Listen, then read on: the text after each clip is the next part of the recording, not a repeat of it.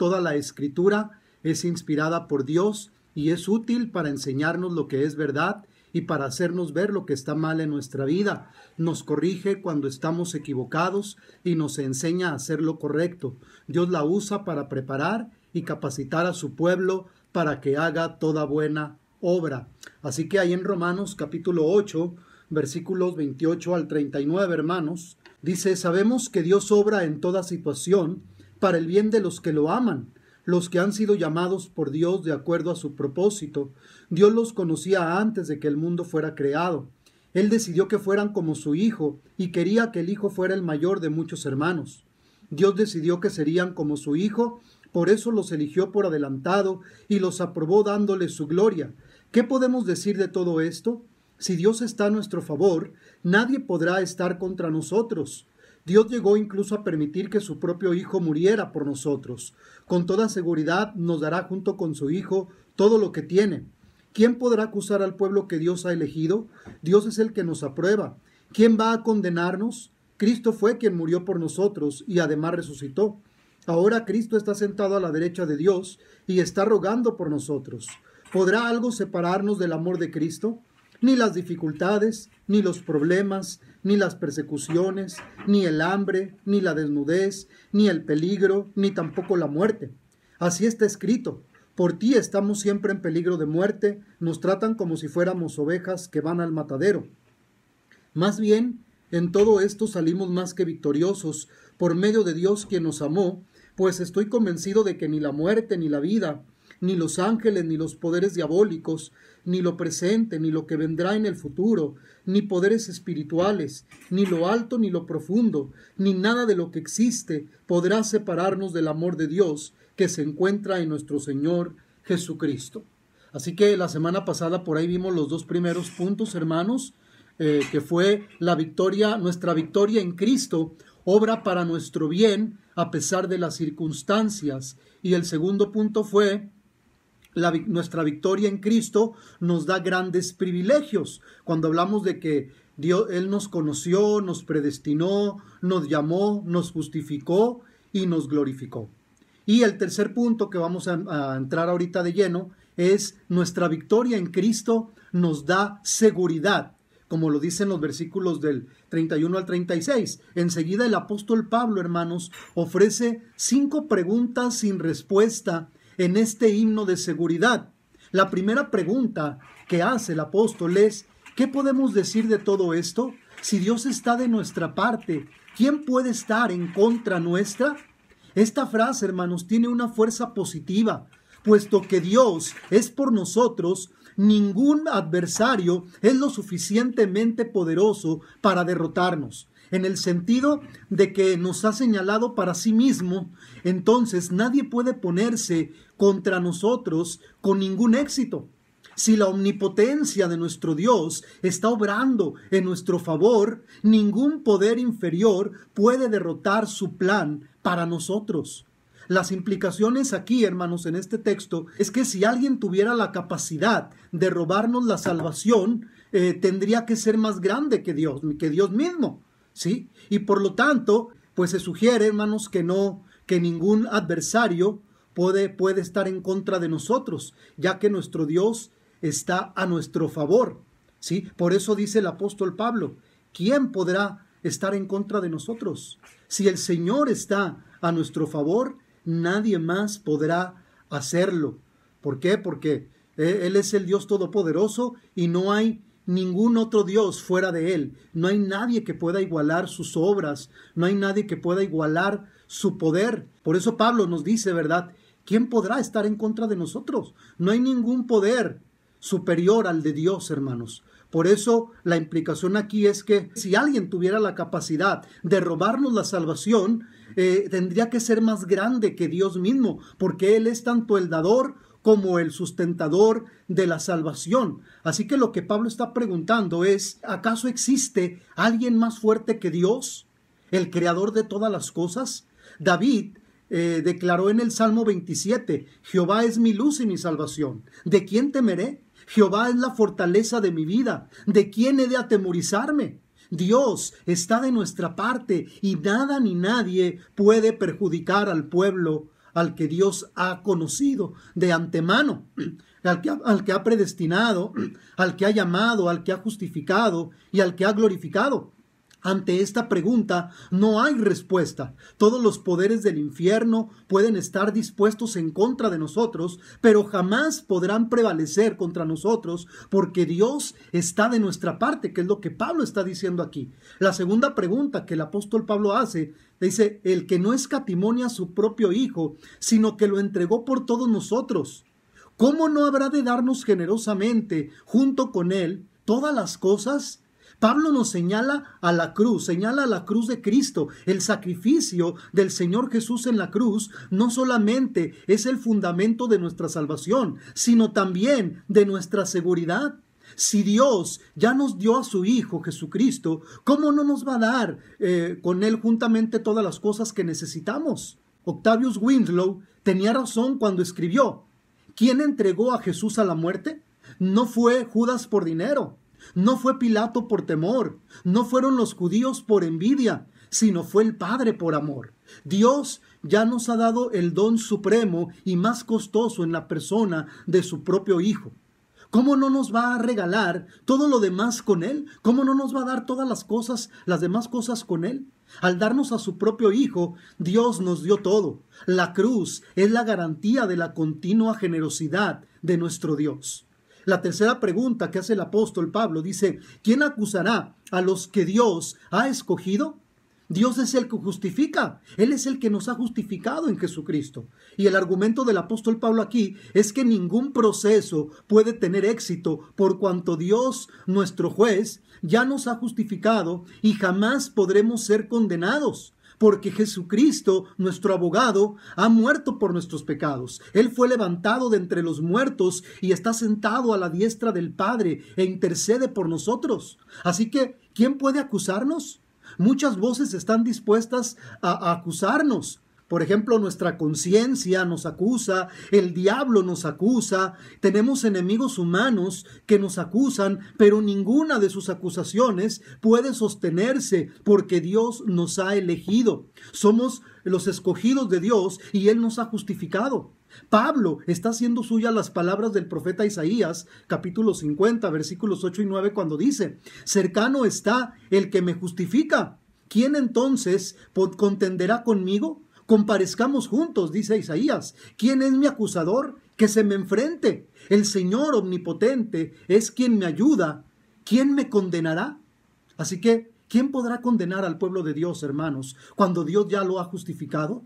Nadie podrá condenarnos. ¿Por qué? Porque el Señor Jesucristo ya nos justificó en la cruz del Calvario. Nos declaró justos delante del Padre y el Señor nos sigue justificando cada día.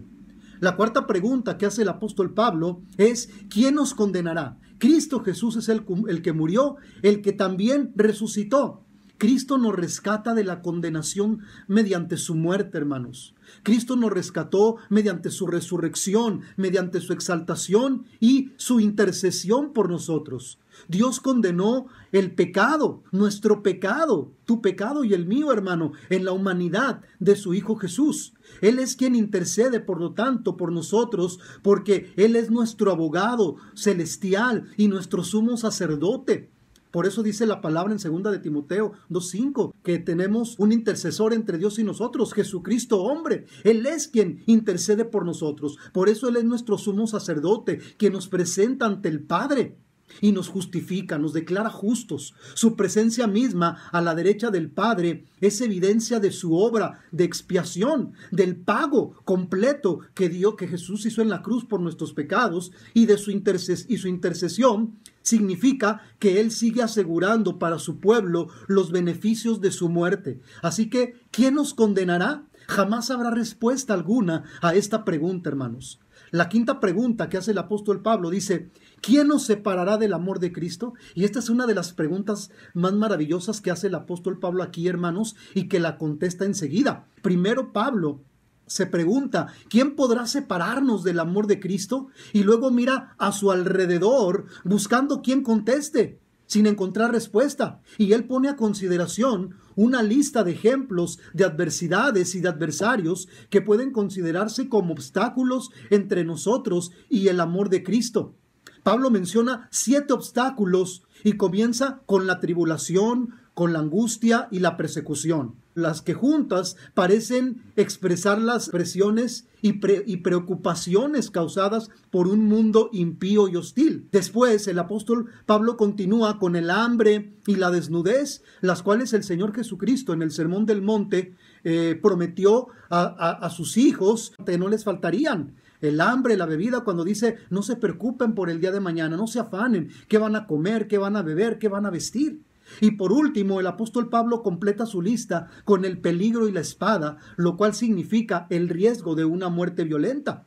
Pero Pablo no está hablando de todas estas aflicciones, hermanos, como algo teórico o como una información de segunda mano, sino que el mismo apóstol Pablo, él había estado enfrentando todas estas penalidades, todas estas cosas y muchas más. El apóstol Pablo sabía lo que estaba diciendo, porque él ya lo mencionó en su carta a los Corintios, ¿verdad? Con todos sus padecimientos, que él había sido náufrago, que él había sido apedreado, que él había sido perseguido, que él había sido encarcelado y todas los sufrimientos que el apóstol Pablo ha tenido. Por eso Pablo está hablando de algo que él mismo ha vivido en carne propia. Así que la aceptación del martirio es indudablemente la prueba final de la fe y la fidelidad cristiana. Y para reforzar este concepto, el apóstol Pablo cita el Salmo 44, versículo 22, que describe la persecución de Israel por las naciones cuando dice: por ti estamos siempre en peligro de muerte. Nos tratan como ovejas que van al matadero. No sufrían porque hubieran olvidado al Señor, sino por causa del Señor, como consecuencia de su lealtad a Él. Ahora, estos son verdaderos sufrimientos, desagradables, degradantes, dolorosos y difíciles de soportar, que desafían la fe de la persona, pero que sin embargo, por eso el apóstol Pablo también, él es quien nos dice en Filipenses 4:13, pero todo lo puedo en Cristo que me fortalece. Pablo había podido soportar todos esos sufrimientos porque sabía que era Cristo, su Señor, quien lo fortalecía, hermanos, en los momentos de tribulación, en los momentos de persecución, en los momentos de angustia, de desesperación, inclusive de enfermedad. No como a veces los que el día de hoy, hermanos, a veces queremos sufrir cuando decimos: es que fulanito de tal no me saludó, el hermano no me saludó, me dijo esto, me dijo aquello, no me invitó. No, hermanos, Pablo no está sufriendo por ese tipo de cosas. Esas cosas pues a veces pues son, pues podríamos decir, hermanos, que niñerías, ¿verdad? Pero Pablo sabía muy bien de lo que él estaba hablando, porque él mismo lo estaba experimentando en su propia persona, en carne propia, y cosas peores. De hecho, el apóstol Pablo murió decapitado en manos de los soldados romanos. Ahora, los cristianos de Roma también estaban soportando pruebas similares a las del apóstol Pablo.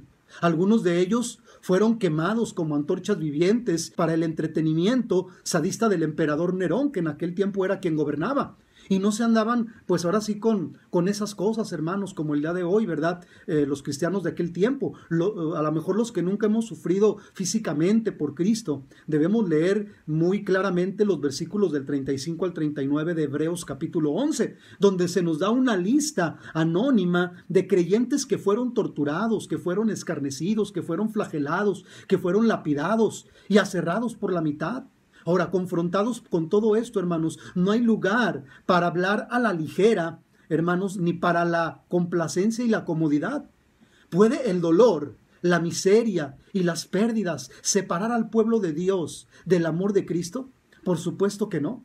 Antes, lejos de apartarnos de Él en todo esto, mientras lo estamos soportando, Pablo se atreve a decir y a sostener que nuestra victoria en Cristo nos hace más que vencedores. Y este es el cuarto punto que quiero compartir. Nuestra victoria en Cristo nos hace más que vencedores, ahí en los versículos del 37 al 39.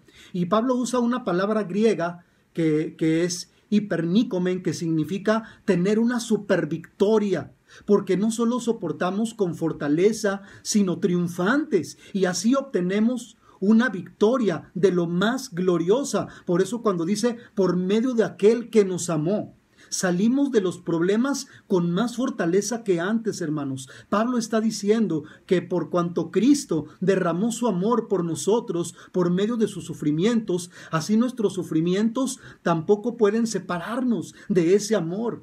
No nos jactemos, hermanos. No es nuestro amor el que no se separa de Él, sino que es su amor, el amor de nuestro Señor, el que no se separa de nosotros, porque nuestro amor fácilmente se puede separar del amor de Dios. Pero Pablo está hablando del amor de Dios, del amor de Cristo, que es el que no se separa de nosotros. Y Pablo por eso llega al momento final de forma más personal, cuando dice, estoy seguro. ¿Sí? Y cuando dice estoy seguro, esta frase viene de la raíz griega que significa persuadir. De modo que Pablo dice en el griego original, porque estoy persuadido o convencido. Esta es una expresión de absoluta certeza y confianza de la imposibilidad de ser separados del amor de Cristo. Por eso el apóstol Pablo estaba totalmente convencido del amor de Cristo y de su creencia en Él. La pregunta es, hermanos, y que yo quiero hacerte es, ¿tú estás convencido absolutamente en quién has creído como para soportarlo todo por amor a Cristo? ¿Realmente estamos convencidos, hermanos, en lo absoluto? ¿En quién hemos creído? ¿En quién hemos puesto nuestra confianza? De tal manera que podamos soportarlo todo por amor a nuestro Señor Jesucristo. La convicción de Pablo es firme y es inalterable, hermanos. Pablo por eso dice, estoy seguro en quién he confiado. Y por último, el apóstol Pablo nos da una lista de 10 cosas que algunos podrían considerar lo suficientemente poderoso como para crear una barrera entre nosotros y el Señor Jesucristo. Cuando Pablo dice, ni la muerte ni la vida. Hablan de la experiencia humana, la muerte física por la que tenemos que pasar todos y las aflicciones y los afanes de esta vida, hermanos. Por eso dice Pablo, ni la muerte ni la vida podrán separarnos del amor de Cristo. Y luego enseguida dice, ni ángeles, ni principados, ni potestades. Aquí se refiere a los poderes satánicos que atacan al creyente. Sabemos que Satanás es nuestro acérrimo enemigo, ¿sí? Que es un enemigo que siempre está en contra de nosotros, acusándonos delante de Dios, atacándonos. Pero dice, ni ángeles, ni principados, ni potestades nos podrán separar del amor de Cristo. Y luego dice, ni lo presente ni lo porvenir. Aquí se refiere al tiempo, todo lo que estamos experimentando y lo que todavía nos falta por experimentar, hermanos. Con esta situación que estamos viviendo, ¿verdad? De esta pandemia, pues también podríamos meterlo aquí. Ni lo presente ni lo porvenir, ni la pandemia, ni el virus, ni nada, ni guerras, ni tribulaciones, nada nos podrá separar del amor de nuestro Señor Jesucristo, ni lo que esté por venir, ni las enfermedades, hermanos. Sabemos que el Señor, pues en su voluntad, Él quiere sanarnos cuando estamos enfermos, gloria a Dios, y si no es así, también gloria a Dios, porque Él tiene un propósito siempre en nuestra vida, hermanos, aún con las enfermedades, con las situaciones que vivimos. Entonces dice Pablo, ni lo alto ni lo profundo. Aquí se refiere al espacio, términos astrológicos que eran comunes en el tiempo del apóstol Pablo. Lo más alto se refiere al punto más alto en el trayecto de una estrella y lo profundo era su punto más bajo. Y luego enseguida dice, ni ninguna otra cosa creada. Es decir, ninguna criatura, sin excepción alguna, podrá separar al creyente del amor de Dios, puesto que Dios es el único que no ha sido creado. Todo lo demás queda excluido. ¿Por qué? Porque todo lo demás ha sido creado. Los planetas, las galaxias, las estrellas, el sol, la luna, los océanos, todos nosotros, las criaturas, todo ha sido creado por Dios.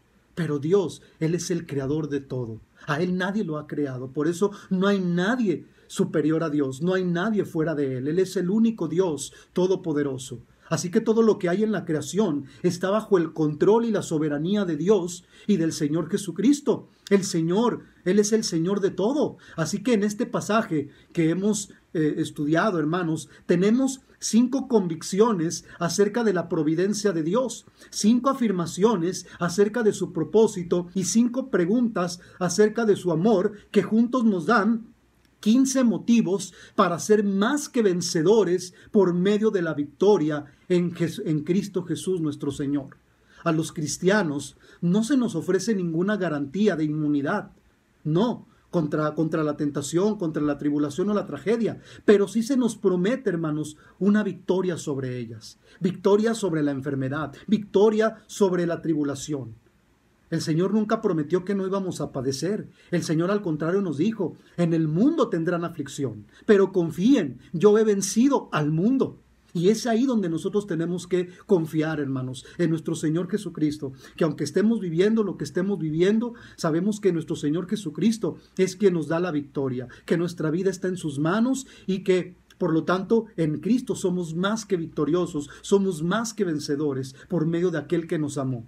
Así que la promesa de Dios no es que el sufrimiento nunca nos afligirá, sino que jamás nos apartará de su amor. Y eso es lo más importante, hermanos, que nunca nos va a apartar del amor de Dios. Nuestra confianza no está puesta en nuestro amor que es débil e inestable por Él, sino en su amor por nosotros que es inalterable, que es fiel y perseverante. Por eso la doctrina de la perseverancia de los santos, como dice el hermano John Stott, requiere un cambio de nombre. Debería llamarse la doctrina de la perseverancia de Dios para con sus santos, porque es la perseverancia de Dios que nos guarda, que nos cuida, que nos da la victoria, hermanos. Así que si un cristiano de profesión le da la espalda a las cosas de Dios por causa de todas estas cosas o vive de manera persistente en el pecado, está demostrando que nunca perteneció a Cristo en lo absoluto. Tales personas no han perdido su salvación, sino más bien nunca la han tenido. El apóstol Juan dice acerca de esta clase de cristianos nominales, ahí en 1 de Juan 2:19, dice, salieron de nosotros, pero no eran de nosotros, porque si hubieran sido de nosotros, habrían permanecido con nosotros, pero salieron para que se manifieste que no todos son de nosotros. Así que si las cosas del mundo evitan continuamente que tú y yo nos mantengamos en las cosas de Dios, esa es prueba de que no seríamos hijos de Dios. En la palabra encontramos muchos ejemplos de personas que anduvieron con el Señor Jesucristo, que le profesaron lealtad, que decían que lo amaban, pero realmente nunca tuvieron un encuentro con Él. Tenemos el ejemplo de Judas, ¿verdad? Que anduvo todo ese tiempo con el Señor y los apóstoles, pero realmente nunca fue de Él, porque si hubiera sido de Él, no se hubiera suicidado. Así que, porque las cosas y los afanes de este mundo a veces los atraen más y los absorben. La seguridad de la salvación, hermanos, está garantizada por el hecho de que nada ni nadie puede separar al creyente del amor de Dios, que es en Cristo Jesús. No hay amor de Dios en el infierno. Por lo tanto, ningún creyente puede perder su salvación e ir a la condenación eterna, porque allí estará separado del amor de Dios. En Romanos 8, por eso comienza con la declaración, no hay condenación para los que están en Cristo Jesús. Y termina con la proclamación, nada ni nadie puede separar al creyente del amor de Dios, que es en Cristo Jesús. Así que, hermanos, quiero concluir con esta ilustración. Había un hombre que mientras caminaba por el bosque, encontró un aguilucho, un águila, y se lo llevó a su casa y lo puso en el corral, donde pronto este aguilucho aprendió a comer la misma comida que los pollos y a conducirse como ellos. Un día, un naturalista que pasaba por allí y vio al águila con los pollos, le preguntó al propietario por qué razón un águila, que es el rey de todas las aves, tenía que permanecer encerrada en el corral con los pollos. El propietario le contestó, es que como le he dado la misma comida que a los pollos y le he enseñado a hacer pollo, nunca ha aprendido a volar, respondió el propietario. Se conduce como los pollos y por lo tanto ya no es un águila, dijo él. Sin embargo, el naturalista insistió, pero él tiene corazón de águila y con toda seguridad se le puede enseñar a volar, porque esa es su naturaleza. Después de discutir un poco más, los hombres convinieron en averiguar si era posible que el águila volara. El naturalista tomó al águila en sus manos suavemente y le dijo, tú perteneces al cielo, no a la tierra, así que abre tus alas y vuela. El águila, sin embargo, estaba confusa, se sentía confundida, no sabía qué era, y al ver a los pollos comiendo, saltó inmediatamente y se reunió con ellos de nuevo. Sin desanimarse, al siguiente día, el naturalista tomó el águila y la llevó al techo de la casa y le animó diciéndole, eres un águila, abre las alas y vuela. Pero el águila tenía miedo de su yo y del mundo desconocido y saltó una vez más en busca de la comida de pollos.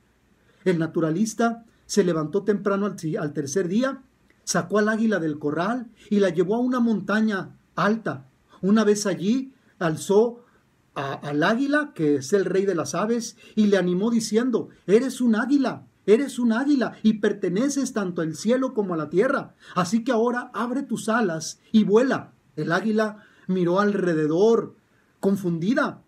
Miró hacia el corral que estaba allá abajo y arriba hacia el cielo, pero siguió sin volar. Entonces el naturalista la levantó directamente hacia el sol, la colocó de frente al sol, y el águila empezó a temblar. Pero poco a poco, inmediatamente, empezó a abrir lentamente las alas, y finalmente, con un grito triunfante, este águila voló, alejándose en el cielo. Es posible, hermanos, que el águila recuerde todavía a los pollos con nostalgia. Hasta es posible que de vez en cuando vuelva a visitar el corral, pero que nadie sepa, este águila nunca ha vuelto a vivir una vida de pollo. ¿Por qué? Porque es un águila. Aunque fue mantenida y domesticada como pollo, su naturaleza es de águila, es vivir en las alturas. Por eso esta parábola refleja muy bien la situación de cada uno de nosotros y del hombre de hoy. Este ha perdido su identidad y el sentido de la vida. Pero ¿quién es el hombre? ¿Cuál es el sentido de su vida? ¿Quién soy yo? La respuesta no es fácil. ¿Soy águila o soy pollo? Mi conciencia me dice lo primero, pero mi forma de vida tal vez lo segundo. Como el aguilucho, el hombre ha perdido su identidad. A fuerza de vivir en el corral y de comer la comida de los pollos, el hombre ha traicionado su verdadera esencia y se ha rebajado. Ya no sabe lo que es. Ha perdido el sentido de la actividad y de su vida. El hombre, como el águila, es el rey de la creación, porque Dios puso al hombre como mayordomo de la creación, como el que gobernara esta creación. Y posee un corazón grande, capaz de anhelar lo mejor. Tiene alas para perseguir lo más alto. Dios le ha dado al hombre esa facultad. Sin embargo, se ha encarcelado el hombre en el corral, así como este águila. La sociedad del consumo lo tiene atrapado, y es que es mucho más fácil y placentero ser pollo que águila. Es mucho más fácil, ¿verdad?, sentarse a que le den a uno de comer, a que se levante y se sirva a sí mismo. Por eso el pollo posee la seguridad del corral, la comodidad de las rejas que delimitan su espacio, el cuidado de su amo, la tranquilidad del alimento asegurado, la protección frente a los depredadores de la vida. Pero el águila, sin embargo, debe asumir el riesgo de moverse en un espacio sin límites. Tiene que estar alerta para no caer en manos del cazador, que la convertirá en un trofeo de caza o en una pieza de museo. Tiene que luchar frecuentemente en la soledad y en un ambiente adverso por proteger y defender su vida, que quieren destruirla. Así que el pollo ha perdido su libertad, sin embargo.